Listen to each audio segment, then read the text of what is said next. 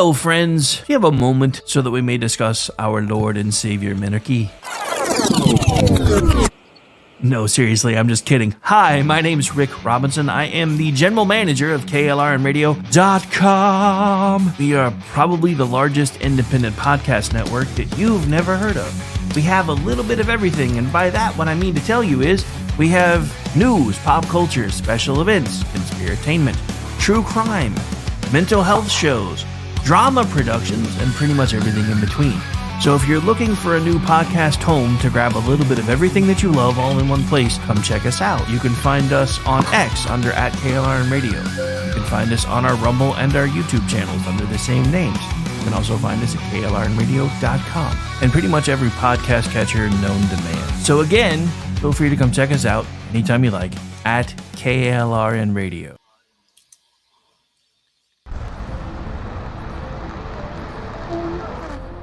Are you ready to reach for the stars? Tune in to The Lost Wanderer, the #1 monthly podcast on good pods in astronomy. Join our host, Jeff, as he takes you on an interstellar adventure to explore the mysteries of space and the wonders of science. From rocket launches and distant galaxies to the latest discoveries in astronomy, each episode is a thrilling ride through the cosmos. Don't just gaze at the stars, come explore the universe with us. Follow The Lost Wanderer wherever you get your podcasts, and let's discover the stars together.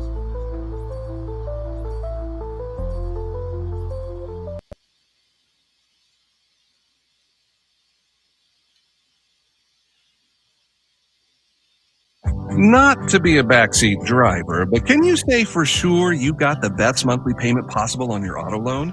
Could it be that you might have gotten a better deal by shopping the loan at a few places and have a lower car payment? Next time, before you go car shopping, visit Communication Federal Credit Union first. Our auto loan experts will find you a perfect loan and get you the lowest monthly payment we can. Communication Federal, your auto loan experts. Restrictions apply. Federally insured by NCUA. You are listening to KLRN Radio, where liberty and reason still reign. Hi, everyone. This is JJ, the co-founder of Good Pods. If you haven't heard of it yet, Good Pods is like Goodreads or Instagram, but for podcasts. It's new, it's social, it's different, and it's growing really fast. There are more than 2 million podcasts, and we know that it is impossible to figure out what to listen to. On Good Pods, you follow your friends and podcasters to see what they like. That is the #1 way to discover new shows and episodes. You can find Good Pods on the web or download the app. Happy listening. KLRN Radio has advertising rates available. We have rates to fit almost any budget. Contact us at advertising@klrnradio.com.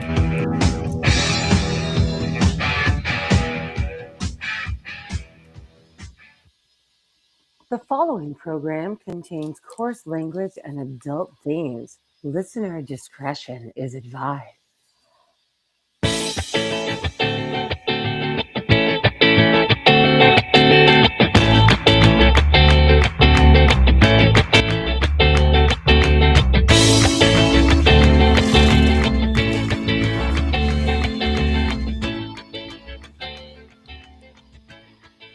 Welcome, everyone, to another episode of He Said, She Said. I am one of your hosts for the evening, Aggie, and with me is the very awesome Rick. How are you doing tonight? Wait, awesome. Where? Who? What? Yeah, I said what I said. What? Anyway. Oh, so I'm doing all right. I am watching all the hoopla over Star Trek 90210 and just kind of laughing. Star Trek 90210. Is the drama that bad? I mean, I haven't, been keeping up with it. Well, there's 2 episodes that dropped so far, and almost everybody's freaking out because in the original series, there were only supposedly 2 male survivors of the planet Charon. So in the pilot, when they have all the cadets hanging out, and for those of you who don't know, the planet Charon were the ones where one half of their skin tone was white, the other was black, and then there was another group where it was reversed. And of course, because they were reversed, they hated each other. and apparently those were supposedly the two last male members of their species, and they killed each other off. So everybody's like freaking out because these people are on the show 900 years later, and I'm just thinking, okay, so in the original series, we went 40,000 light years and found a parallel Earth culture set in what would be 1960s time that was still the Roman Empire. So it's not like it would be impossible to find similar looking people on other planets, apparently, even in original series time. So I don't really understand why everybody's having such a fit about that. But Well, we kind of discussed this backstage, so I can see both sides. I really can. But I mean, having, have you studied, have you have you seen my eyes? I can always see both sides. Yeah. and I'll leave it right there. Aside the drama with the new Star Trek show, how's it been otherwise? It's been. It's been all right. X completely mm, dumped the bed on me today, shall we say? So the morning show was rather short lived because I tried to riff for like 30 minutes and was sorry, I'm tired and frustrated. I was like, you know what, I'm done. So I played the music stuff that I created specifically for Fridays and riffed for a little bit to get an hour done. And then, of course, about 20 minutes after I shut down, X was like, "Hey, we're fixed now." But I think I figured out why it was acting weird for the little bit it was acting weird today. Apparently, they have decided yet again to change how monetization works. So I think they had to pull it down in clusters to fix that. So, Ah, I see. yeah, So it was an issue with them updating or upgrading something.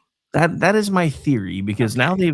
now they've changed how the impressions work, and I'm still trying to figure out. I mean, it's never going to matter for me. I don't ever get enough attention to get paid on this fucking platform anyway. But now it's about who organically shows up in your feed, and I'm like, so it's not about so I guess they're getting rid of the whole be a reply guy thing, which is going to be kind of good, I think, to a point because you're not going to have quite as many rage baiters. I I hope, I I hope.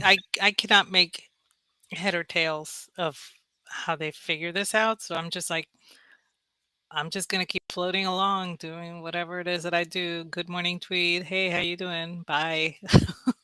I don't know Pretty what else to do. I mean, I don't monetize my account, so the impressions actually don't actually work against me. And I have noticed that several accounts, especially if you're not verified, you tend to be more shadow bound than others. And I've noticed that there has been a decided drop. Now, normally in my old account, I used to get like 300 likes for a good morning tweet, and that was pretty much average. Here, my average was between 90 and maybe 120 because the audience was smaller, but the audience that I have actually paid attention to what I was doing. So it wasn't like random Yeah. people, kind of thing. So, which was fine. But there have been days and I get maybe 30 likes. Um, which is a lot lower than normal. And then I'll go and comment on, like Foo's um, post or something like that. And she tells me she doesn't even see it. So like I said, I have no idea what's going on. So I'm just gonna keep on keeping on, just posting my little good morning. If you see it, yay. If you don't, okay, I'm sorry. I don't know what to tell you. I just, like I said, I'm not making X work for me. So it's not, like I'm whatever at this point. But there are people who are verified who do monetize their accounts, and it is important to them. And as such, I hope they get it fixed because that is, that's a Yeah. source of income for some people. So here's So hoping. Here's hoping. so for everyone who has heard that Kathleen Kennedy is officially out at Disney, I have an Mhm. update as to the real reason why. It's showing up on the screen in 3, 2, 1.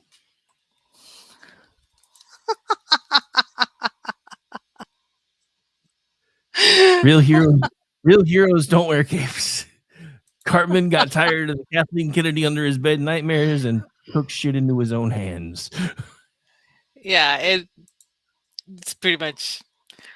I So many people have always complained about her, and basically, in my opinion, she just rode coattails to get where she's at, and she was entrusted with this brand and complete. She didn't run it to the ground. She literally dug a hole and threw it in there. Pretty much it. And I'm going to say literally in this case because in some cases it was. Dude. So So here's the best way to put this. She ran the brand aground, drug it on shore, dug a hole, threw it in, and covered it over. That's the extent of what she's done. And the funny thing is, all these people now they're like, "Oh my God, they got rid of Kathleen Kennedy. Look at all the cool things she did." And I'm like, "No, that wasn't her.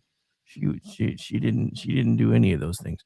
I mean, hell, I am of a firm stance that George Lucas didn't do most of the things he took credit for.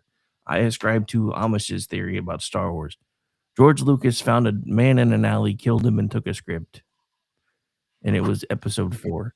And episode 5 was about half finished, and he finished it. And that's why episode 6 was the first one he ever tried to write on his own, and that's why we got and it fucking Teddy. sucked. That's why we I got mean, fucking and Teddy. if I have to pick my favorites out of the 9, in order of favorites, 5, 4, and I'm done. The rest of them do not exist in Aggie's canon. I mean, I'm like, I forced myself to watch all of them just so I could like complete, like have the whole thing, right? And I was like, it was, I remember going to the movies to see Star Wars. This was a big deal. Yeah. Dad took us all. Okay, this is the only movie that my father took his entire family to go see. That's the only one. And so we all went, and it was just for me, it was like magic seeing this. I'd never been exposed to science fiction. Um, and so that was the first time I've ever seen anything in science fiction, and got completely hooked, right? My Yeah. sisters thought it was fantastic. My 2 younger ones were like, "We don't know what's going on, but hey, popcorn." So, they were quite happy. Years later, they watched it again, they said, "Wow, this is still pretty cool, and it still stands." And Well, so yeah, 4 and we 5 are s awesome. I will admit, I saw 6 when I was younger, so Mhm, I liked it when I was younger because there were things that I didn't notice. In the rewatch, I'm like, "Yeah, this wasn't very good."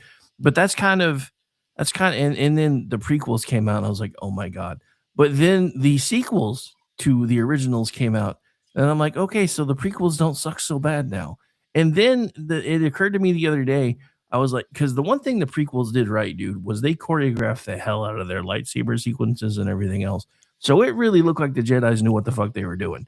So that was yeah, awesome because you don't have Luke Skywalker doing the hack and slash anymore. You don't have Obi-Wan Kenobi going, I'm just gonna let him kill me because I need to be here in spirit for Luke and have to teach him a lesson. And then you go to the sequels, and we're back to hack and slash. I'm like, what? And we're back to the thing that drove me absolutely nuts about Ray is it took Luke three full movies to even get to the point where he could use a little bit of the Force. right.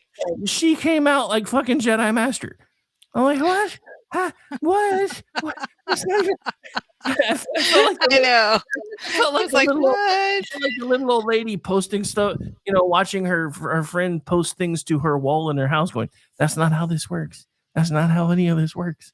Yeah, Because yeah, but and it's just the longer it's gone on, the worse it's gotten. Because then they had with the Mandalorian, that show started amazingly, and they built in an off ramp to retcon all the shit we went through with the sequels, and they ignored it because in yep, in in the sequel in the sequels the fucking Han and Leia's kid was Luke's first apprentice.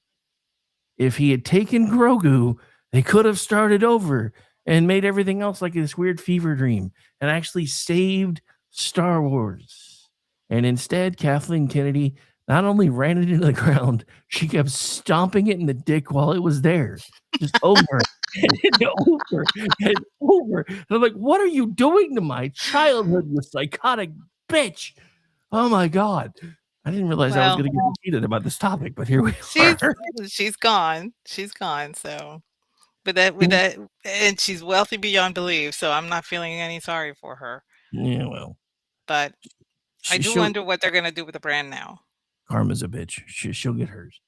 Because she destroyed so many people's childhoods, man. But I mean, same kind of thing going on with Star Trek. I mean, yeah, I'm giving the new series the benefit of the doubt because I always do for the first few episodes. The only one I really didn't was Discovery, but for me, it kind of rescued itself in season 2 because that's when it introduced Pike and Spock, and I'm like, okay, this is pretty cool. And then I got really excited about Strange New Worlds, and then I got really tired of these short ass fucking dude. The seasons are what kills me with these things now. Because and Amish and I talk about this all the time. It took almost 40 episodes, actually, yeah, over 40 episodes for Star Trek The Next Generation to find its feet.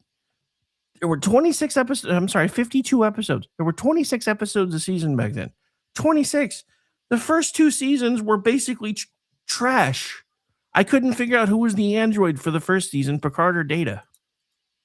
That's how robotic Patrick Stewart was at first. But part of that's because, and I didn't find this out until years later, but apparently Gene Roddenberry fucking hated Patrick Stewart for the lead. He's like, there's no way that a Starfleet captain should not have hair. I'm like, what? What? That really? That's a requisite? Yeah, no, he was pissed. He's like, captains are supposed to be virile, and being bald makes you look less virile. I'm like, dude, do you not understand science? Balding starts when you have too much testosterone, not too little. Just pointing that out for folks that may not be aware. But at the same time, when I figured out he didn't even like Stewart for the role and he was actually looking at Edward James Olmos to play the captain, which Yeah. which may have been interesting. I think he did. I think the universe knew what it was doing when it made him Adama, though. That was a pretty awesome role for him. But at the same time, I'm like, if you hadn't made Kirk a whore, he could have had a son, and by now could have had a grandson who could have been the captain of the new Enterprise, because William Shatner was only a couple years older than Patrick Stewart when he took over Star Trek The Next Generation. So if you really wanted somebody that was, your virile guy, you could have made, Captain Well, Kirk. he did have a Next son, though. Generation. Well, yeah, but they killed him off. Well, they had to. Well, of course, because Captain Kirk can't be allowed to procreate. He's too No, busy. no. In real life, he was dying, so Oh, I know. they killed off the. No, that I know was the rough, backstory. but yeah. But in canon, it's because he was being contacted by lawyers from the Orion Syndicate all the time, being hit with paternity suits. That's why. I kind of wish that there had been like a whole Maury for Captain Kirk. You are the father. A shit ton of alien chicks. That would have been so epic. Have you seen those parody commercials that came out a few years ago that somebody put out about that? Yes, like yes, those are great. Galactic Law Firm. If you have ever been with Captain James T. Kirk, please contact us. You might be eligible for paternity money or something. I don't remember exactly what it did, but I was dying. It was great. Those are great. But yeah, so I guess we'll see. I have to admit, I like the fact that so far there hasn't with the new series anyway, that the second episode was a lot of world building. Everybody's complaining about the second one. I liked it because I'm like, for the first time ever, we're not just going from action sequence to action sequence to action sequence, which kind of became the thing after Wrath of Khan. For a lot of the stuff that came out after. And trust me, even as a kid, Star Trek 2 was my favorite movie. I'm looking at it now, understanding how the science was supposed to work, and I'm still trying to figure out how the hell the science officer had no idea that a 6-planet system was now a 5-planet system. I don't get it. I just don't get it. Shh, we won't talk about that. We don't talk about Bruno. We don't talk about this. Well, this is what I'm talking about, though. Everybody's upset about all the inconsistencies in the new series. Inconsistencies have been Star Trek's thing since Star Trek's inception. I mean, in the very beginning, they didn't even know who the hell they worked for. It was called Space Command. I was actually rewatching some of the first season the other night, and I'm like, oh yeah, I forgot. They didn't know they didn't know what Kirk's middle name was yet. They got that wrong in the relaunch pilot. They didn't know who they were working for yet. They were making weird jokes, just like everybody was complaining about in Discovery. I mean, yeah, during the movies, they tightened shit up a lot, and it got very canonical, and it got, semi-militaristic and all that. But that's kind of like everybody who's freaking out over the new captain, chilling out in her lounge chair and, walking around barefoot, which was kind of a thing for me too. I was like, I don't know. I'm 52 now, so I kind of get it. There are just times when I'm in a no fucks given kind of mood. I'm pretty sure with as old as she is, she's probably in that mood all the time. Because apparently she's at least 300 or 400 years old. She may even be older. Because yeah. But anyway. This was not actually what I intended to talk about tonight.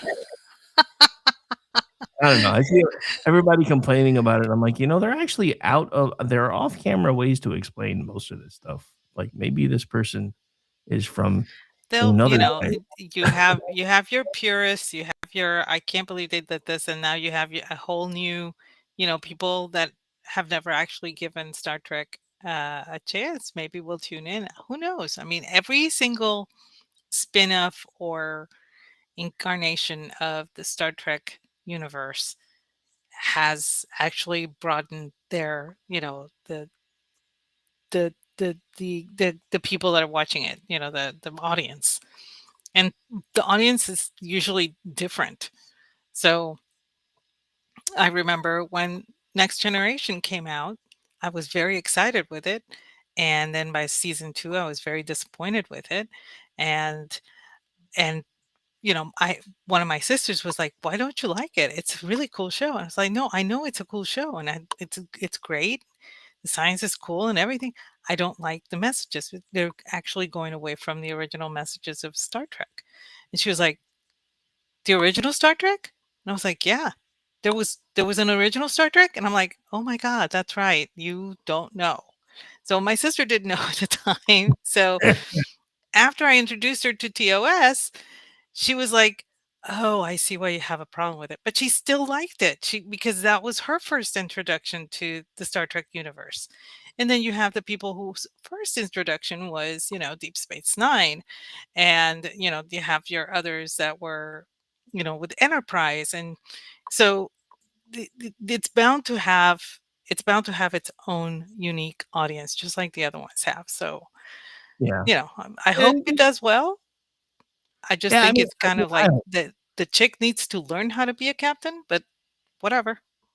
well, here's my problem with it. And I could be remembering wrong. I'm gonna probably rewatch the first couple episodes again at some point this next week before the third one comes out. But I could have sworn with the way they do ranks in the new series that I think she was only a lieutenant when she left 15 years ago. So somehow she leaves for 15 years and comes back and gets up jumped to captain. See, that's kind of the stuff that I have a bit of a problem with. But Yeah. at the same time, I can kind of let some of that go because Starfleet barely existed in this universe for 150 years because of the burn.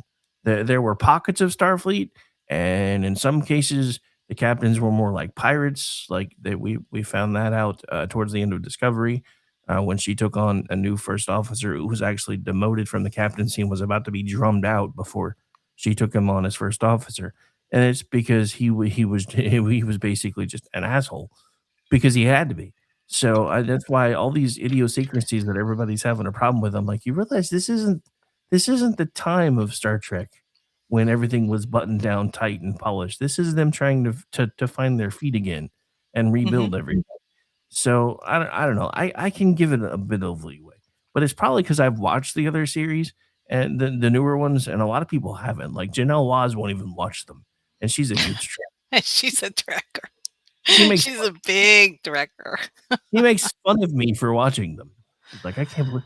I can't believe you watched that. And I'm like, it's Star Trek. I have to at least give it a shot.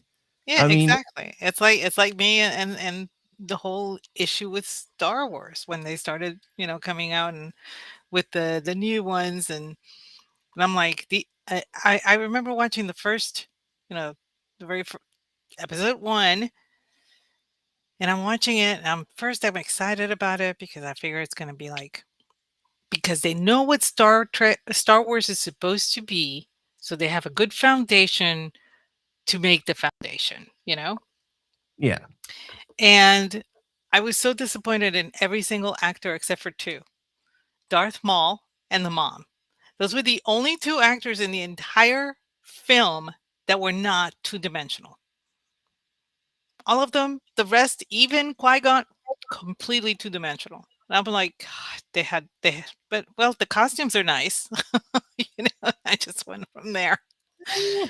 So I I actually kind kind of understand. of like Qui-Gon, but No, no, no. Everybody liked Qui-Gon and everything. It's just that for me, I expected more from that particular character, but he was more two-dimensional than he was, and a complete force into of himself. And then you had the the mom was pretty much the only character that was solid, and I walked away going, I can't believe I just wasted my time, and I went with a bunch of friends and everything, and they're all looking at me like you're you're the Star Wars person.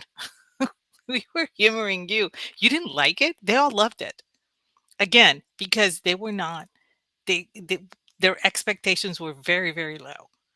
But we all agreed Darth Maul was like the coolest badass motherfucker in the entire thing, yeah. you know? So I think my favorite part of the prequels was getting to watch Yoda be a badass. That was fun. Yes. Yeah, that was actually really cool. And it was funny because a lot of the group that I went with, they all said the same thing. They expected the Muppet. And that wasn't delivered and they were disappointed. They were actually disappointed it was not a Muppet. I Oh, was like, dude, lots of people were, but that's going back to that whole purist thing. But dude, watching Yoda, like the younger, like fucking, be a little bitty Yoda just bouncing all over the Senate, just going to town with a lightsaber. I was like, holy crap! that was actually pretty cool. I finally understand why this little sumbitch is a Jedi Master because he was a badass. But anyway, Okay. Well, we have spent 30 minutes yapping about Star Trek and Star Wars, hey, it's a which sci-fi was kind of not night. the intent, but okay. It's a sci-fi kind of night. What are you gonna say? I think Well, my favorite takeaway from all of that was how was years later finding out how excited Samuel L. Jackson was when he found out what was going on because he got invited. I think they were shooting in London and he got invited there and had no idea that they were going to hand him a script. He's like, "What? What's this? We want you in the we want you in the movie. You want me to be a motherfucking Jedi?" His exact words. yeah. Can I have a I think purple lightsaber? Okay, I'm in. I think that was probably one of my favorite after the fact things because you could hear it when he talked about it. It was like he was a kid again. He was like, "I get to be a Jedi?" And so that's why these things are important, and that's why I don't mind that people keep trying to bring them back again because even Mhm. somebody like Samuel L. Jackson, who, was, one of the bright spots of the films may not have been everybody's favorite thing, but to him, that was a huge deal because Oh yeah. how many of us played that kind of stuff when we were kids, and he got to live it for what, 3 films? That is crazy. So, yeah, so that's why I don't mind everybody trying to swing for the fences and trying to start things over. Like the other night, because I couldn't sleep, I found out Paramount Plus has the new Running Man on it. And I was like, you know what? Fuck it. I'm going to watch it. I've heard terrible things about it. I'm going to watch it. I actually enjoyed it because it was enough of a different story that Mhm. it didn't completely feel like a rehash. Because the only thing that was really the same was dude was part of a game show called The Running Man, and his name was Ben Richards. Everything else was completely different. And Well, it was honestly, the original movie was very loosely based on the novel. So Yeah, I've never read the novel, but I have a feeling this movie was probably closer to it. I think it was. My understanding is that it was, which is why people hated it because they were comparing it to Arnold Schwarzenegger, and they should not have done that. It's the same thing with Total Recall. Yeah, So but I will admit I didn't really enjoy the remake of Total Recall as much because some of the story was just too different for me. But I'm like, I guarantee you, this one was probably more based on the original story because for some reason, anytime Arnold's in a movie, they like tweak the fuck out of it. I don't really, maybe that's something to do with him being involved in it and he's trying to give direction. Kind of like when William Shatner tried to direct a Star Trek movie. You would think he would have been the one motherfucker who would have been able to do it. But no. For those of you who don't know, Shatner's only directorial credit for Star Trek was Star Trek 5. row, row, row your boat gently. Way down the stream. But yeah, it was so I remember, and this was something I saw in one of the documentaries. I remember the guys, the producers, and so they get everything shot, and Shatner goes and locks himself in a room for a few days, and he comes back, and he even did the whole, rubbing his hands together and kind of pushing it off. Yeah, it's done. Here you go. And then they were like, then they started watching it or trying to watch it. They're like, this is terrible. We don't even know what to do with this. And I'm like, you would think he would have been the one guy that, because he's been in it pretty much from the beginning. You would have thought he would be the one guy that would have gotten the vision. But it's funny how many people that have been involved in Star Trek, once they saw Jonathan Frakes doing it and Leonard Nimoy doing it and pulling it off really well, we're like, I can do that. And then they're like, yeah, no, No. Only the first officers can do this. Yeah, this is true. The first officers are about the only ones that can direct worth a damn. Yep. I actually made that point with Ordy a couple weeks ago, I think. Well, it's because they were not in a leadership position the way the captains were.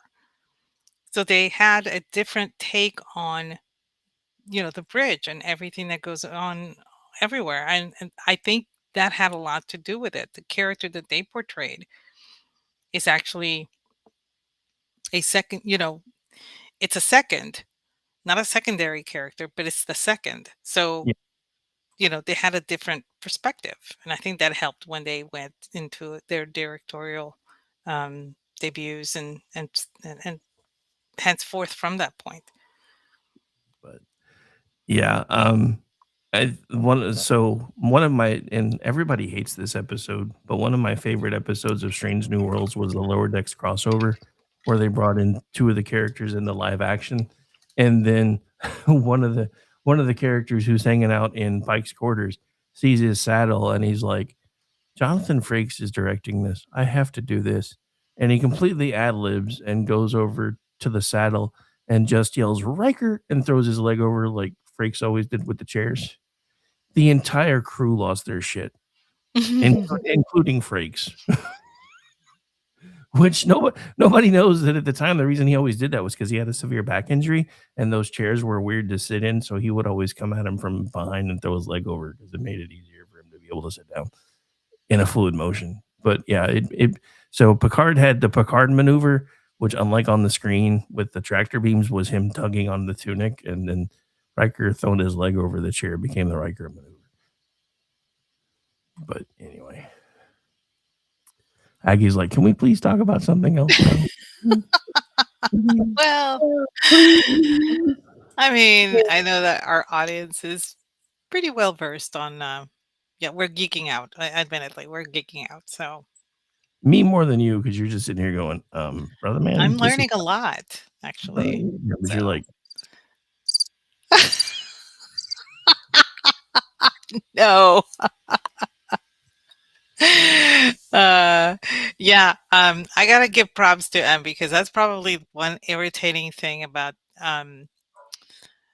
the Wrath of Khan was that, there's Khan looking at Chekhov saying, I never forget a face, but Chekhov was technically not in that episode. So but they did the Stranger Things thing. Stranger Things, the folks that wrote the shows and stuff today, or in the season 5, where there's all the stuff that you couldn't see that was supposedly happening off camera. That's how they explained Khan and Chekhov, because Chekhov supposedly during Yes. Space Seed was a lower decker, and at some Yeah. point they actually crossed paths with each other. You just never saw it on screen. I'm like, yeah, whatever. Yeah. Why? Whatever. But anyway, so um, it is the start of the new year. It is. So there's that. New year, new us. No, not really. Although I Not have to admit, I really. am doing a lot of new cool stuff, so I guess maybe it is new year, new me. So Well, I guess so. A friend of mine, she's on Twitter. She's at Right Girl Probs, Right Girl Problems. She has a blog and she decided to get back into writing at her blog so that she could keep up with her writing. She's also hoping to be published soon. She finished her book, I believe, last month. And so she wanted to get back into writing. And I said, you know what? I have a blog also. And I think I'm going to start doing that too and just start blogging again. Everybody seems to me, everybody has a Substack now. And I was like, why should I bother getting a Substack when I have this old blog that's just parked there? So um, I did write a few times last year, but not enough to compensate. I mean, it's just like 3 or 4 times that I wrote last year. So I have told myself that I'm going to write at least twice a month in my blog. At least twice a month. At first I said twice a week, and I said I don't think I can do twice a week because I just don't have that much to say. But which is, I know, shocking everybody since I talk a lot. But I just thought, well, let's just see how far I go. And of course, it's the 16th. And I'm like, I've already wasted 2 weeks of not writing. So today I sat down and I got the impetus last night at 3 o'clock in the morning. I woke up with a start and I said, I know what I'm going to write about. And I almost got up and started and went to the computer and started writing. But I said, no, I need to sleep. But I couldn't fall asleep for another hour because the thought was so prevalent in my head. But I decided to write about how we always fail at keeping our resolutions. And so that was today's blog post. And it is ironic because as we have discussed before, I tend not to make resolutions. But I yeah, wanted to I was having a bit of a Mandela moment reading your thing because you're like, and I used to, I'm gonna, instead of making resolutions, this is what I do now, and I'm like, I didn't know you ever made resolutions, so I'm feeling like there was a timeline shift here. yes. It it's not that it's a resolution. It was more of a way to actually understand how you can improve and make little improvements instead of having these big resolutions that you're going to get tired of or just feel like you're never going to reach. Because we always, oh, I'm going to lose like so many pounds so that I can make it to my high school reunion and look good. My high school reunion is in September or October. It's usually during football season. And so I need to lose like 10 pounds each month, to meet my goal. And the first month you only lose, 3. And you get discouraged very quickly because you want to meet that goal as soon as possible, but it's always a very high goal. And instead of looking at it that way, what you should do is instead make small changes and just keep to those small changes and not expect, just have the patience and the endurance to actually see it through. And that's one of the things that I'm doing for myself is that now that I'm going back to my blog to write, I cannot be under the stress of writing every day. Having to put content out every day is just, it's pointless. I don't monetize my blog. There's no reason for me to have to put stuff out there because I'm not going to be making money off of it anyway. This is just for entertainment value. And once I put it into a way that I could handle it, like, well, just a couple of times a month, I can handle that, and so I'll sit down and eventually it gets to where you sit down whenever the mood strikes you to just write. And it doesn't have to be, I mean, my blog is fluff, okay? For the most part. It doesn't have to be anything big. You can just post a funny. It used to be that I would have a day where I just posted a city, just something funny that was Star Wars related. And it was, I mean, a lot of people would comment on it. They thought it was great or whatever. But eventually, just the whole blogging situation started to dwindle down and people started walking away. But now they're coming back with a Substack. And it's, to me, it was just like, so blogging is coming back. Oh no, it's totally different. It's Substack. I'm like, well, how is this different? Um, well, because it's Substack. I'm like, but how is it different? Nobody can tell me why it's different. So, that's one of the things that I'm doing for myself. And we always, the other example that I had was women are notorious for retail therapy. I mean, there will be times you're feeling low. Oh, retail therapy is awesome. Let's go shopping and blah blah blah and all that stuff. And so we go and we shop and everything. We come home and then at the end of you know, the cycle, you get your bill and you're like, oh my gosh, I can't believe I spent that much on, fill in the blank. And so I think it's easier for me if I make a weekly budget and have like maybe one indulgence at the grocery stores, be it a candy bar or something like that. And that keeps me more focused on, other things rather than, seeking my therapy through other means rather than retail. I'm not saying retail therapy isn't good. It's awesome. But there are times when you should not be employing retail therapy, you know. And as for me, I've taken it upon myself to get back into the rock painting. I'm I just finished prepping like 14 rocks. So I'm going to get all of those done and then I'm going to start seeking out people to send them to. Um I I had not been able to do this, but I took it out today. I When my father was in the hospital, I would keep him company and I would be cross stitching something for him.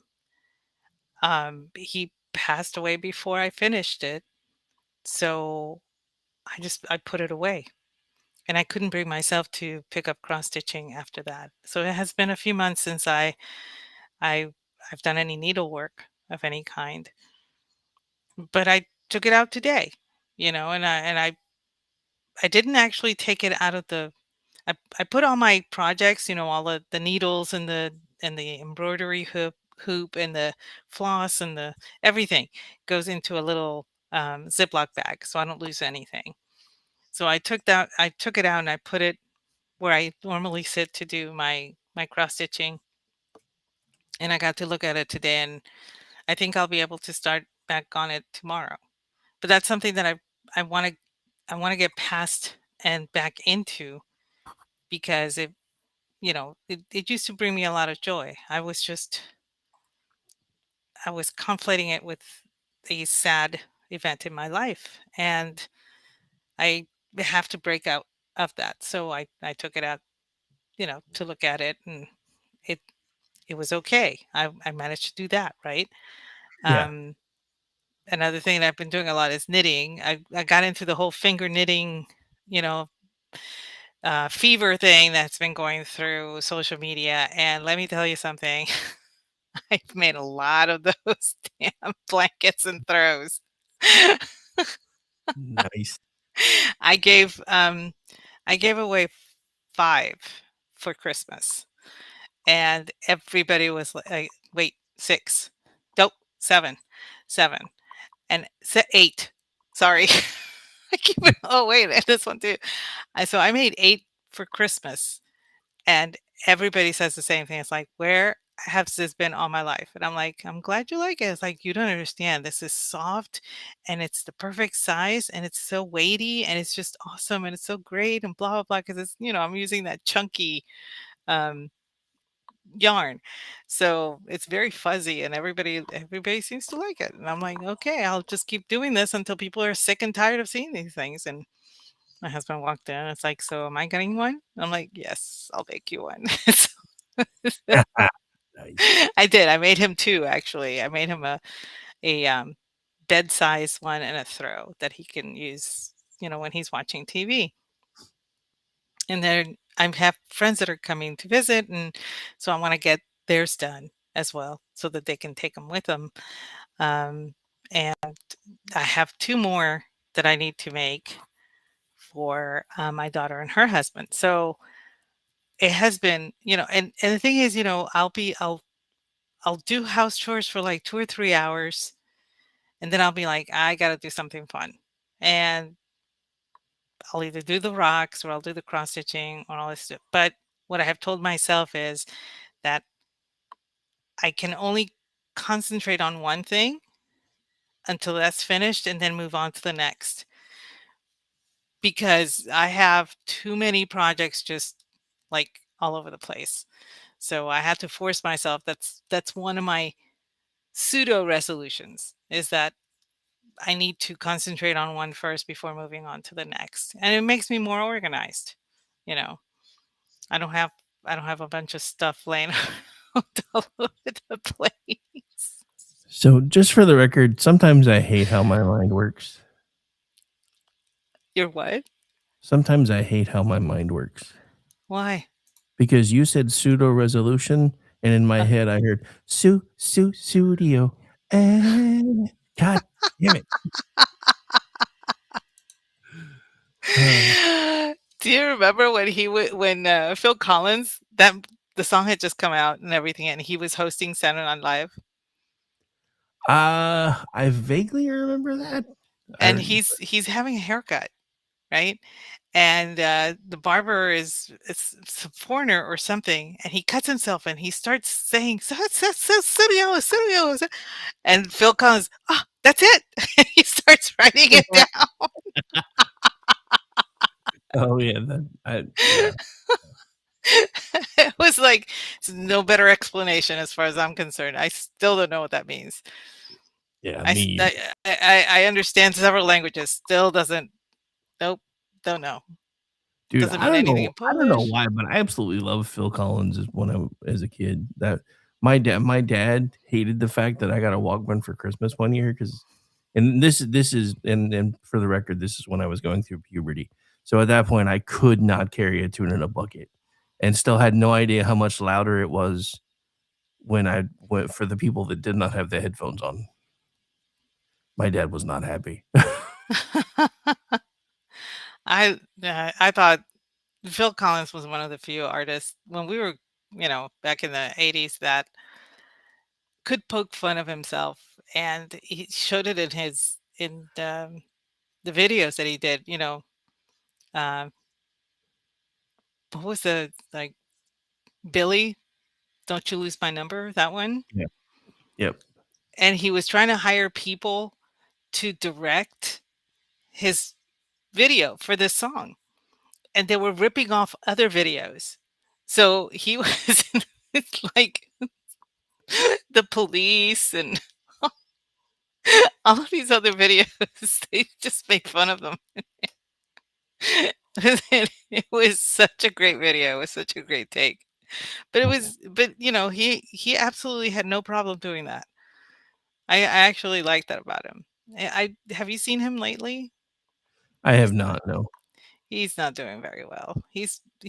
I think he's completely retired, and he's using a cane to walk now, and his health has deteriorated quite a bit. That one's gonna Boo. hurt when it Yeah, happens. that one's gonna hurt. Gracie, because she's into Disney songs, when one of the songs from Tarzan came on and she realized she liked it, I was like, "Hey, that's a Phil Collins song. I can actually get into that one." But yeah, so that one will definitely sting, but I don't know. I've discovered it's just part of getting older. I think once Hulk Hogan croaked, I was like, "Okay, that's it. I'm pretty much broken now. It doesn't matter." Anybody else can go, and I'm just gonna be like, whatever. I Well, don't know. I joke about this, but not really. I'm still upset at the passing of Vincent Price, and he died in the 90s. And I am still unconsolable about Christopher Lee. I can't get over that one. Even my dad was very taken aback when he passed away. And Yeah, my dad was the guy who was like, "Well, everybody dies, don't worry about it." And he was kind of upset about the whole thing. But yeah. his stories about Ian Fleming and how Ian Fleming came up with all of the characters in his books, and they were so funny to me. They were great. I mean, there really was a scaramanga. There really was. All of these people really were people. He Oh, I just know. so No, no, no. So interesting thing about Ian Fleming is the whole concept of for those of you that are like me and like to watch shows that only people above the age of 60 used to watch, but NCIS, the whole idea of Tim writing his books was making fun of the concept of Ian Fleming to the point where it was obvious because he wrote about everybody in the office, but just flipped a couple letters of their names and stuff around, and all the bad guys are people from cases that they worked and everything else. And so it actually was mentioned at one point. I don't remember where I saw it that it was a tongue in cheek way of kind of giving a nod to Ian Fleming because all of his characters were actually real people, at least the bad guys anyway. So such a I yeah. I would I thought that was kind of interesting. But, yeah, so I know Amish, even though he's older than me, makes fun of me for watching NCIS, but whatever. I still watch NCIS. They I play it ha on one of the channels. I have to admit it took me a little bit to get used to it after Gibbs left, but Okay, yeah, so my issue with NCIS is it's not the character arcs, it's not that, it's the actual procedure that takes place because I know people that worked with NCIS, and for them it's a fucking drinking game. of course it is. So that's why I kind of enjoy it because, like, I'll sit there, it's like, yeah, it wouldn't happen that way. Nope, they don't have that. Nope, they wouldn't use that. Nope, that wouldn't happen. It's like, Well, what that's why I was laughing on 911 before the guy that played Bobby left. He spent an entire, like, half a season as a, technical director on a movie, and everybody that I knew that worked fire was laughing their ass off because they were like, "Yeah, no. No, no, no, no. Wait, none of that's how any of this works." And it's weird because back in the day, they used to take that stuff at least semi-seriously. And now it's just like, nobody cares. But I kinda get it because nobody has an attention span anymore. Um, as evidenced by one of the other shows I've been watching, with Nathan Fillion in it, The Rookie. In this last week's episode, the new rookie that he's training was supposed to be cultivating a CI, and the CI winds up breaking into a dispensary. Well, the dude had been blowing up the rookie's phone all day, so at one point, he just put it down on his table and was chilling with his roommate, and so Nolan gives up and eventually calls his house phone. And he's like, "Hey, Nolan's on the phone and he says I need to turn on channel 7." And his roommate was like, "Oh, that's how old people watch the news. I'll show you how to turn it on." I was like, "Son of a bitch." But yeah, it's just I mean, I don't think anybody below the age of 30 turns on a TV anymore because like 80% of them spend their whole night doom scrolling when they get home. Well, that is something that we were talking about when I had my family here and everything.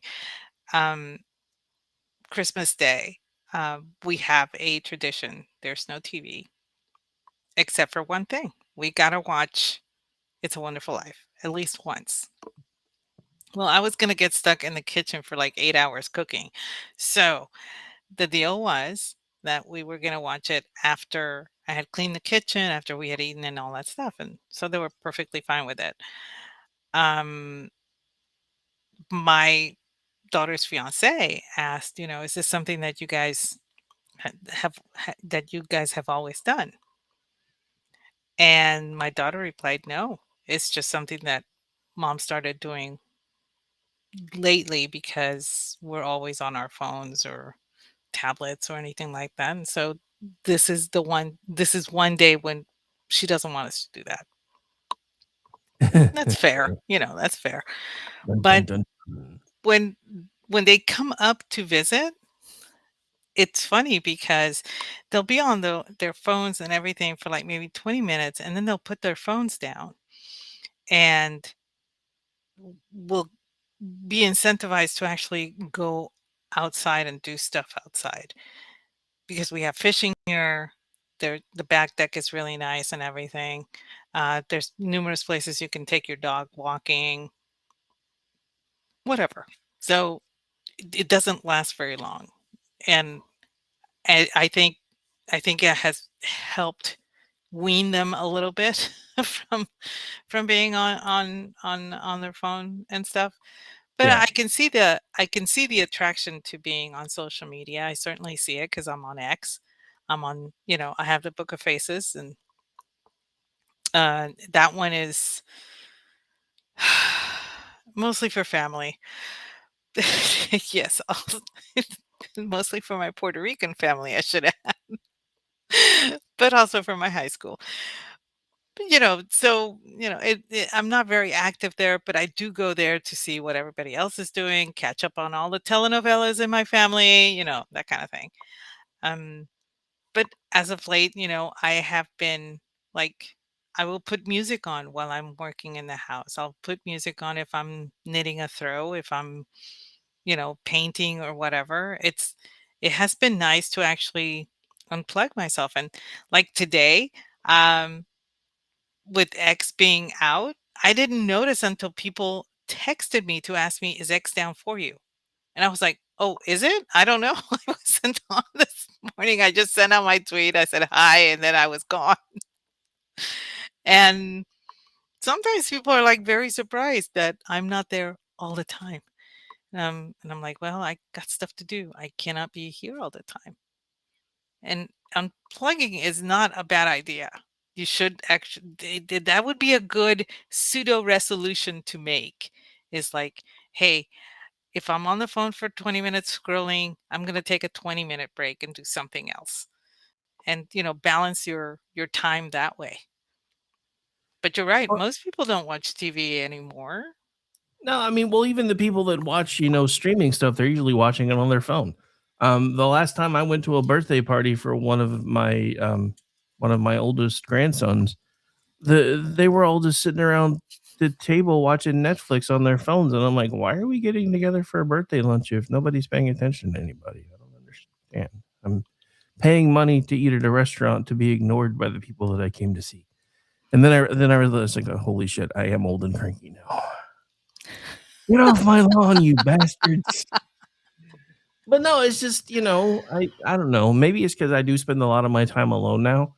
It's like when I choose to connect, when I choose to interact and connect with people, because it's rare now, I want it to actually be a thing. Because when I worked outside of the house, I was always talking to people and hanging out with people and doing things either before work, after work, whatever. And now I work from home, and the only people I see on a regular basis are the two kids that live with me and the live-in grandchild. Other than that, everybody I talk to is on a computer or through a headset like this. So, when I decide to, because that's the other thing, I realized that I only thought I was a hermit before. Now that I don't have to go anywhere, I hate going anywhere. I'm like, I used to like to get out of the house at least for a little bit. And there are times when I'm in the mood for it, and I'm like, I should do this more often. I feel a little bit better when I get out of the house. And then after about 30 minutes out in the wild, I'm like, it's entirely too motherfucking people out here. I'm ready to go home. This is why I like where I'm at because the town is small enough that it's not crowded. It's never nothing is ever crowded unless it's I'll take that back. Unless it's Friday night and it's football season, then everybody's in town. But outside of that, I can, even in the most crowded days at the local grocery store, it doesn't bother me. There's just not enough people in this town. Now, Sometimes my husband has to go to Tyler for a doctor's appointment, and I start feeling like claustrophobic in my vehicle as I'm driving down Broadway because there's so many cars. It's a city of 100,000 people. And I'm like, why are there so many cars on the street? It's just driving me crazy. I've gotten so used to being so remote that going to a city that only has 100,000 people feels like I'm being choked. It's really odd because I lived in a city that had 1,000,000 people and thought, "Oh, this is nothing." And now I'm like, "Get me out of here. I can't be here." But it's nice to get out of the house.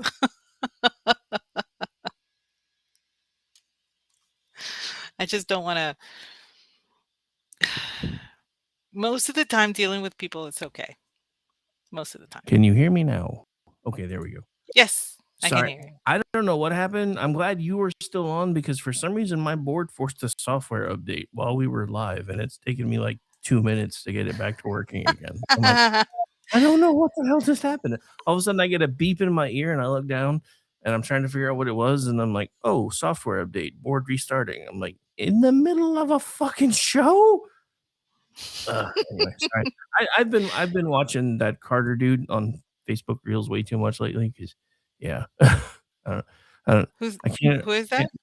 can't remember his last name. It's a comedian dude that always does, like, the little restaurant things, and he's, like, got pictures of, like, KFC and Taco Bell, Oh, and it's him okay. talking as the restaurants. I can't remember his name. I think it's, like, Carter Ellis or something. But, yeah, I've noticed lately I've been taking on his inflections when I get excited because that's what I just did. I'm like, "Holy crap."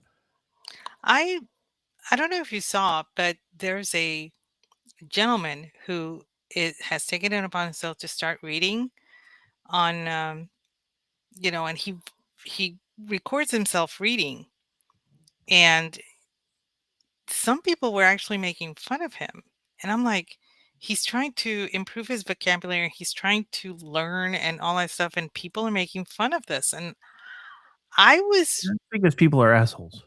yeah, I was actually, I was rooting for the guy because he's doing exactly what I did when I was learning English.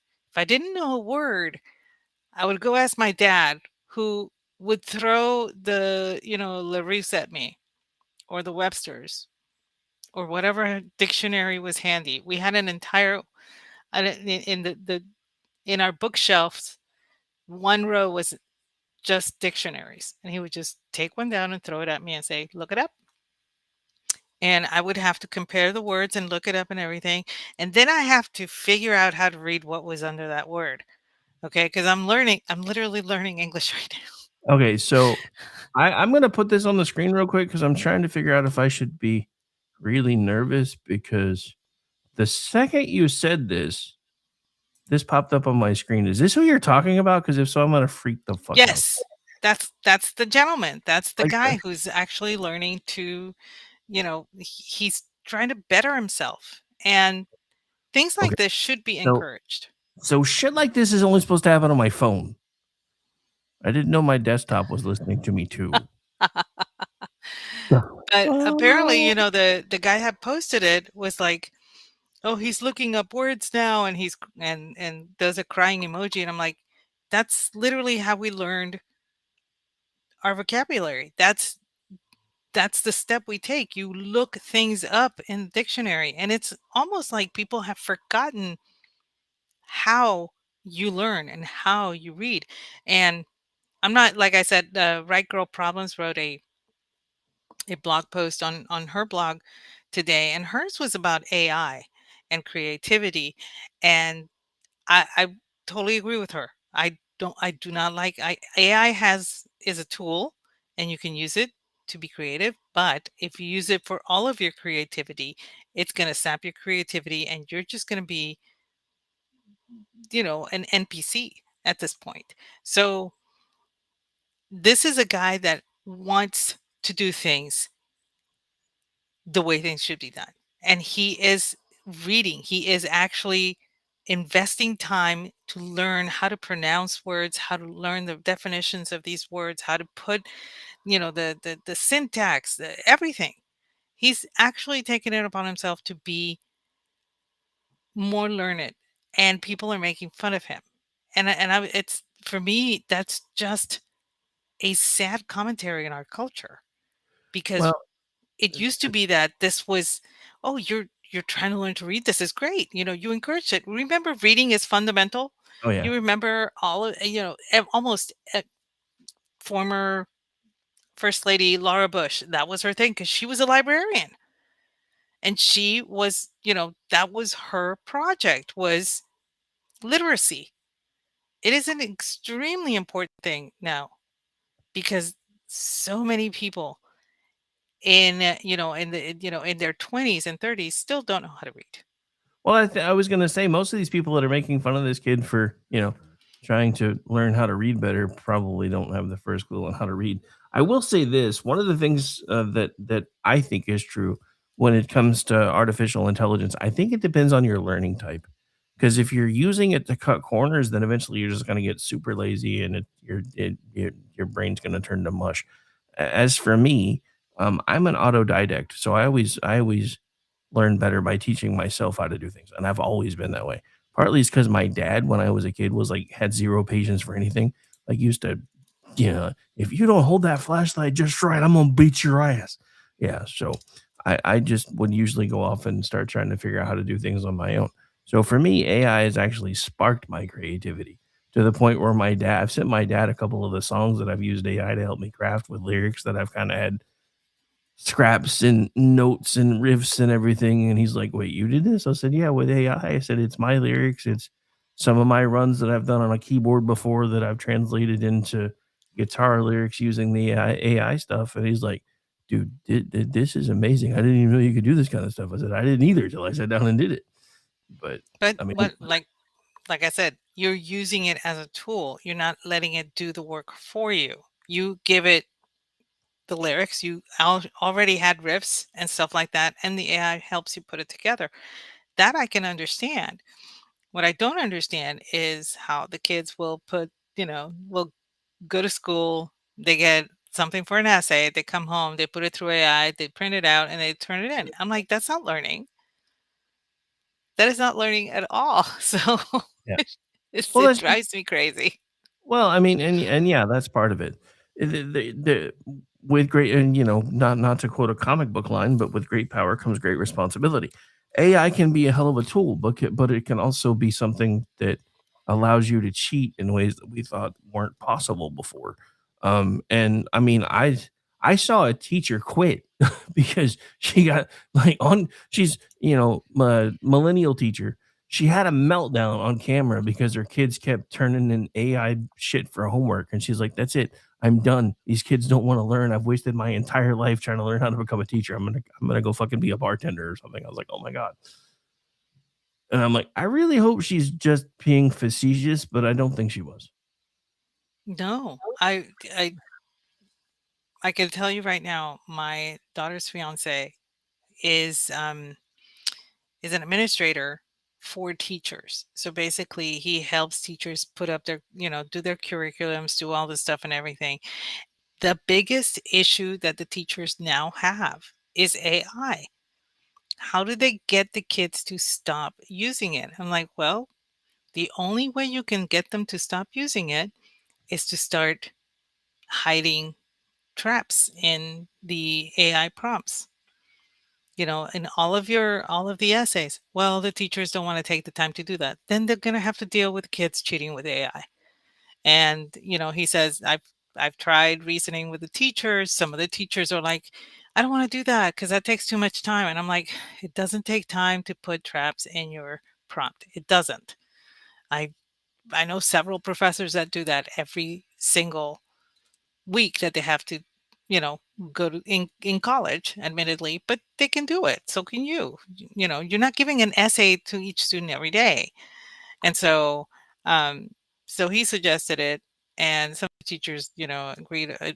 And then one of the other teachers said, "Well, can we take away their laptops?" And he said, "Technically, you cannot take away the laptops because a laptop is actually supposed to be used for classroom use. And she was like, "Well, who said that?" And he was like, "Well, I guess it's just understood. I don't know who said it." So she went to look, and sure enough, it's just a suggestion. They're not, you don't have to use laptops in the classroom. So she decided to take away all the laptops. And she has found that productivity has gone up, and the kids are now paying more attention in class, and they're questioning things. They raise their hands more often to ask questions. They want to know the answers to certain things, that kind of stuff. And so she wants to do it, but the school won't do that. They won't take away all the laptops. But she has found that if she gives the essay without the little traps in the prompt, the kids will go home and still use the AI to answer the questions. And she can tell who has cheated because they will be mentioning Batman somewhere in that answer.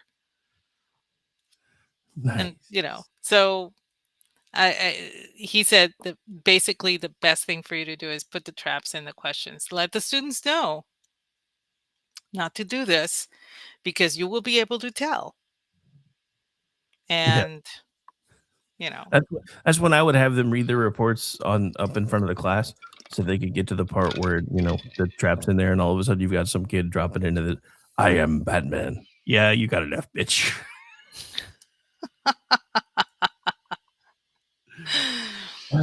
but I'm not a fan of AI. I used Grok for a couple of things once, and I was just like, I'm not really into it. Some people really know how to do the prompts for Grok and for ChatGPT and for OpenAI and for everything, and they come out with really cool art, really cool, profile pictures, all that kind of stuff. But me, eh, I'm just I'm just not into it. I'm so old fashioned. I had a tough time. Okay, when my kids were little, remember that paper pad that came out with those markers that didn't mark on anything but that paper pad? Yeah. I refused to buy that because I felt crayons were just as good. Why should I buy these markers? And I never I, bought those markers. proof that Aggie's not looking at her screen because she's not dying right now. I saw this and thought of you. It says archaeologist digging in Miami in 1,000 years. This is why I refused to get. I mean, somebody asked me because unfortunately I'm not very endowed, and my sister asked me, "Well, why don't you have, implants done?" And I was like, "No." And she's like, "They're perfectly fine, the way they do them now is just a little bit, you don't have to do a lot, blah, blah." And I said, "No." And I'll tell you why. Because 1,000 years from now, people are going to be digging up in graves and they're going to find these two globules and they're going to think that they're religious artifacts, and they're not. And of Dude, course, that's like her an episode. husband pipes up and says, "Yes, they are." I mean, they kind of are the same. But no, that reminds me of an episode of Sliders where it turns out that they slid, and this is during like season 5, which was weird because like Rembrandt was the only original character left. But they slid into an Earth where, um, I guess somehow time was faster on this planet than it was anywhere else. So they were digging in what was a cataclysm zone, and they found all these things that were like, just everyday things like a parking meter. And the dude that supposedly the archaeologist was like, why were they purchasing time? And I was, oh my God, just seriously. But yeah, so it was one of those things where, and they were actually the Sliders who knew what these things were because, from where they're from, those are things that we still use every day. They're like, this makes you wonder how many things they got wrong that they found in the pyramids. I'm like, that's kind of a good point. I've always kind of wondered that. But I would say this, not that I expect you to do the augmentation, but I would have found a way to be sarcastic about it because anytime I flew, I would have worn a T-shirt that said, "In the event of a water landing, these are my flotation devices, not yours." But anyway, Yeah, so I've, you know, I just and I've seen enough surgery to kind of freak out when people put things in there that shouldn't go in there, and I don't know. I'm just old fashioned that way. I'm just picturing seeing your husband's face light up like a 16-year-old. Okay. It probably would too. All of a sudden, he's pulling Jim Carrey from Liar Liar. I want to bounce those things like Sugar Ray Leonard.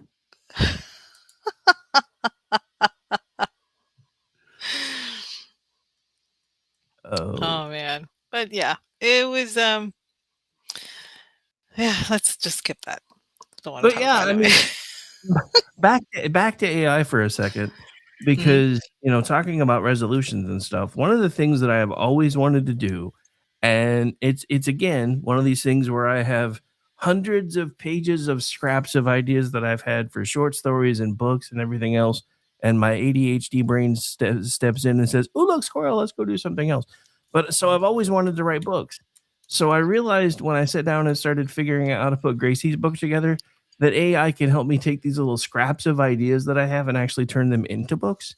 So I have a children's book that if I can get it assembled in time, because I'm trying to get it sent off in February so I can make sure that Gracie gets a copy for her birthday. I'll have a children's book out sometime next month. And I've had an idea ever since we started doing a true crime podcast with Laura of a book about a true crime podcaster who is also a retired private investigator who solves cold cases in his spare time. And I've started outlining that book now too. So yeah. Plus, I've been writing a ton of music.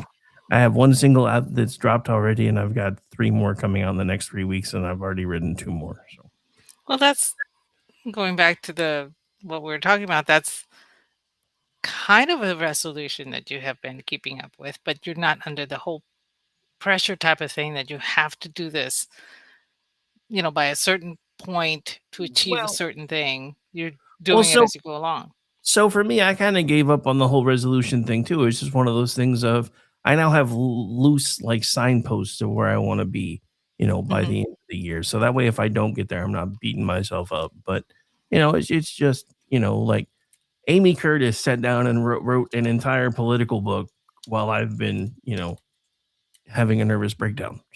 So I'm like, yeah, I got to figure out how to get more motivated. But anyway. But I don't know. For me, the music stuff is kind of a nice break because I'm always reading or reading about politics, watching about politics, trying to figure out how to write about politics. So being able to write music, even if it's most of it's political parody or at least politically based, it gives me a second to just kind of unplug from at least one brand of the crazy, even though I'm still technically on a computer. Like today, and for me, my problem is like you were talking about how there was a story that you wanted to write, but it took you a little bit to go to sleep because you couldn't get the idea out of your head. I Yeah. can't go to sleep till I get the idea out of my head. That's Well, like I the just I totally get that because there will be days that I will be like humming and hawing and all this stuff, doing my own thing, and all of a sudden I'll have the prompt for a story. So I go and get my notebook and I sit down and I start writing and I keep writing, and like 55, 60 pages after I'm done, then I can put the pen down. I cannot stop writing the story until the story comes out of my head. So I totally get that. well, yeah, like for the Friday show, for the longest time, I would do Fridays and I would always do like a law enforcement tribute, military tribute, and we'd always open each hour with the whole "If Finally Friday" song. I got tired of, even though I could put the license information in the YouTube feed and everything else, YouTube would still flag it. So I've had the idea for a while now to write a new intro for Fridays, Hmm. and I've had bits and pieces of it. And I woke up at like 5 o'clock this morning, and the missing piece was finally there, and I'm like, crap! Now I got to get out of bed and go finish this damn song. It's like I had one of those, as Smee would say, apostrophe moments, and I'm like, ah, crap! Now I got to get out of bed, and it's 5 o'clock in the morning. I haven't even made coffee yet, and I've got song lyrics running around in my head. But yeah, I showed that one to a friend of mine today, and she's like, "Dude, this song is so awesome. It should be on like every radio station, and they should play at every bar on Friday night." I'm like, "Hey, that's a pretty good compliment. I will take that. Thank you." It was good. Yeah, that was not one my dad was a fan of. He said, "I have liked a lot of the stuff that you've sent me. The reason you never heard from me on this one is I didn't this brought back too many memories of me Friday nights at a bar." And I'm like, "That's not my fault, man. It's still a funny song."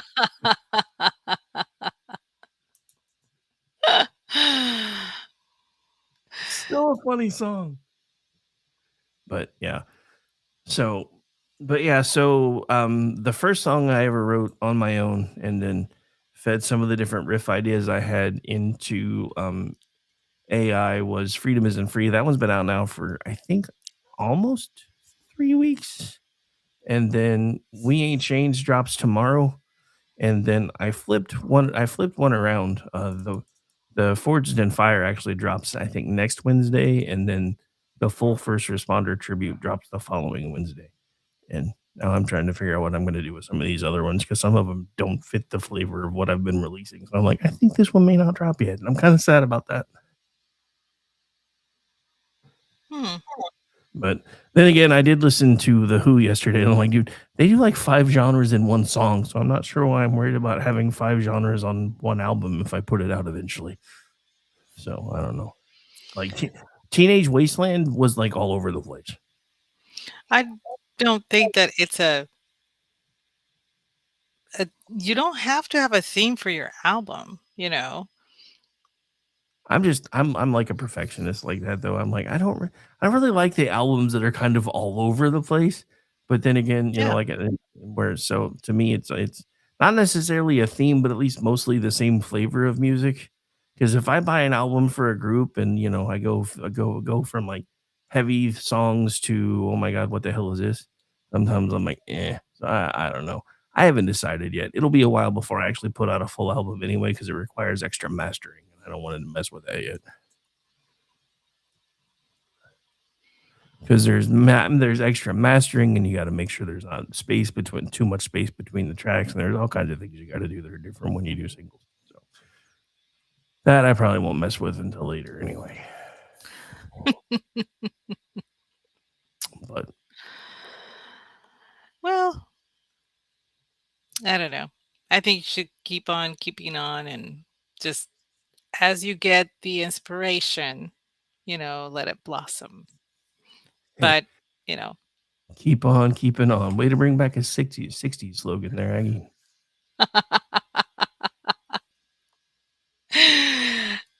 thank you. Thank you. Speaking Well, of do speaking the of people thing. Speaking yeah, do the damn thing. Speaking of people bringing back 60s slogans, I saw a Black Panther on camera the other day talking about, "If an ice agent comes at me, I'm gonna put a hole in his chest the size of a mailbox, you dig?" I'm like, "What the fuck, man? This is not 1968. The hell? The hell?" Mm. But yeah. Anyway, Yeah, it's almost time, isn't it? it is pretty much getting to be that time. So any final words of inspiration for anybody who may be thinking about maybe adopting your approach of, not necessarily hard and fast, rigid, you know, New Year's resolutions, but kind of more like signposts? Oh, well, like I said, there's some people that are cut out to do resolutions because they have, willpower and the strength of whipcord to see it through, and I get that. But for the most part, most people tend to get discouraged really early on because they're not seeing results really quick. And having patience is probably your best, that's going to be your best friend to see anything through. So if you're not a very patient person, resolutions are not really going to work for you. Yeah. Well, that's the other thing. We don't seem to be a very patient society anymore. We gotta No, figure out. because we have become an instant gratification society, and that came about as a result of social media. Social media is the most antisocial thing out there. We stay on our phones instead of being social, actually, with people a lot, live and in person. So it I I don't know. I like being on my phone. I like not being around people too. So I get it, but that's not the normal way that we are. We're Dude, social creatures. We like to be around other people most of the time. Sometimes no, sometimes yes. well, it also kind of depends on the people though too. Like there are certain people that I used to enjoy being around that now when I'm around them, I'm just like, can you just shut up? Sorry. Um, Yeah. I'm really sad about something though, because I just realized because we were talking about the whole, France sending troops to Greenland today on the Weekend News Roundup, and Steve Byrne made a Byrne. I don't know how to say his last name, but he made a joke. I'm really sad I didn't. He said French troops have arrived in Greenland to help train locals on how to surrender to the U.S. I was like, damn it, low hanging fruit, and it was right there, and I didn't even see it, and I'm sad. That's Oh, that is sad. probably why he makes money for his comedy and I don't. So Well, anyway. one of the things that I did tell myself is um, I needed to start responding more to people whenever they their posts or their comments or whatever, because acknowledging somebody goes a long way. Um, I'm not talking about the likes and for validation. But sometimes someone will post something out there and it might not get noticed, or because of the algorithm, the way it has been working so wonky lately, it you may not even see it on your timeline or anything. And sometimes I'll just go to those who I haven't seen in a while, or those who have been very silent for a while, and I'll go and I'll find, I'll scroll their thing and I'll comment on one of their posts or anything.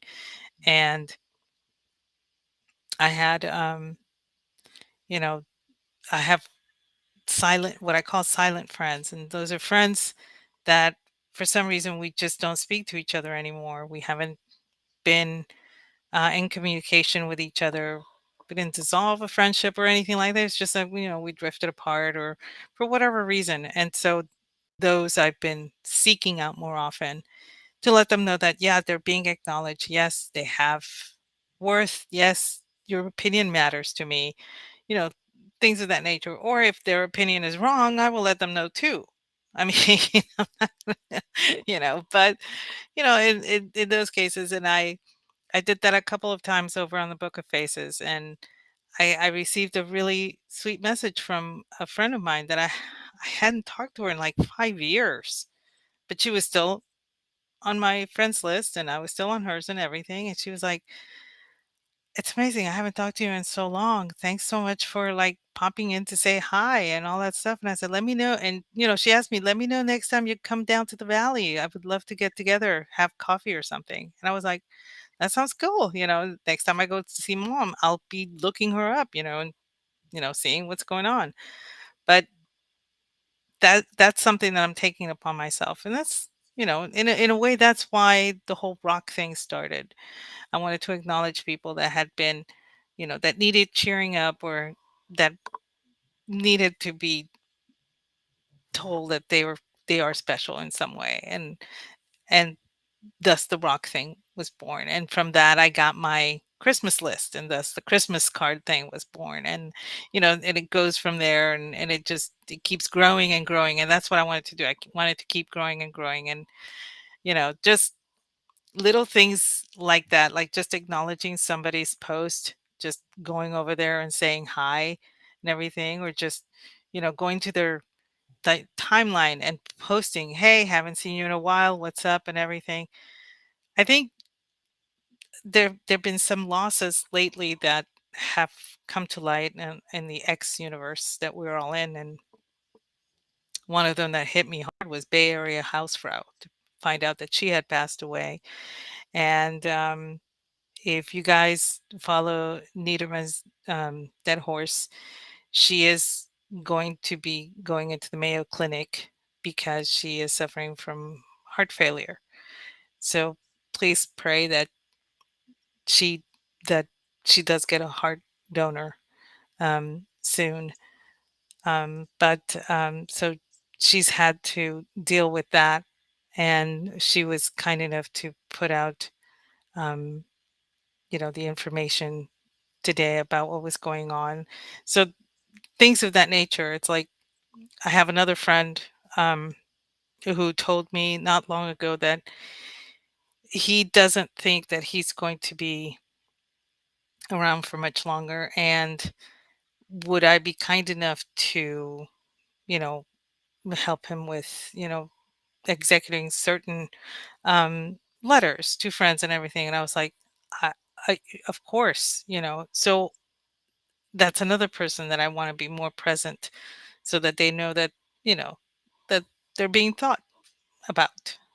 And it's those little things that I think will make it's not quite a resolution, but it is a plan to move forward to do more things this year for other people. So you can count it as a resolution, but I think it's more of a change of pace, a change of, you know, a habit, a new habit to get into.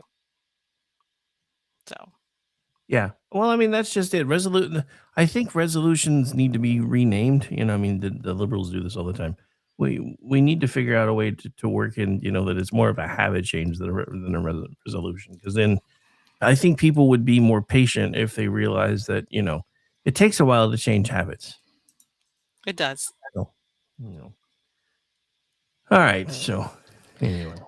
I rambled on long enough. Hey, I rambled in the beginning, you rambled in the end. This is how this stuff works. So, But it was fun. at least you didn't spend 45 minutes rambling about Star Trek and Star Wars. There's that.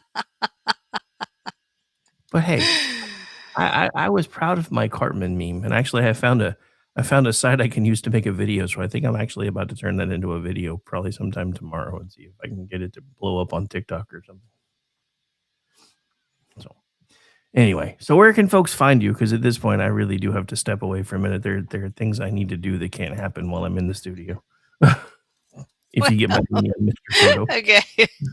You can find me at Aggie the Barkeep. You can find me 8:30 p.m. Eastern Tuesday nights doing the Cocktail Lounge with the ever suave Brad Slager. 8:30 p.m. Eastern Friday nights doing He Said She Said with the awesome you.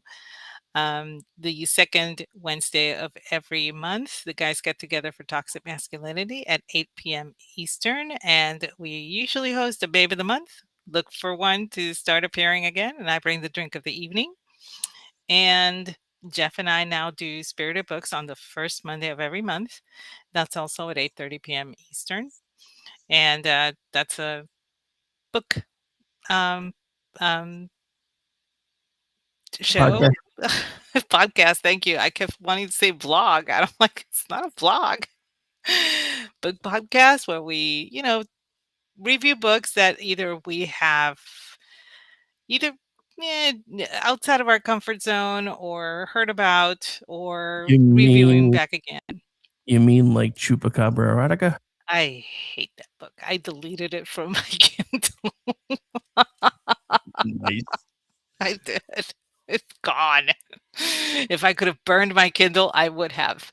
Nice. But She was gonna Fahrenheit 451 the bitch. God, I cannot believe that. Okay, anyway. So yeah. Yeah, 8:30 p.m. Eastern, first Monday. Look for the Valentine's special in February. It's going to be love oriented. So, and how about you? More Chupacabra Erotica? No.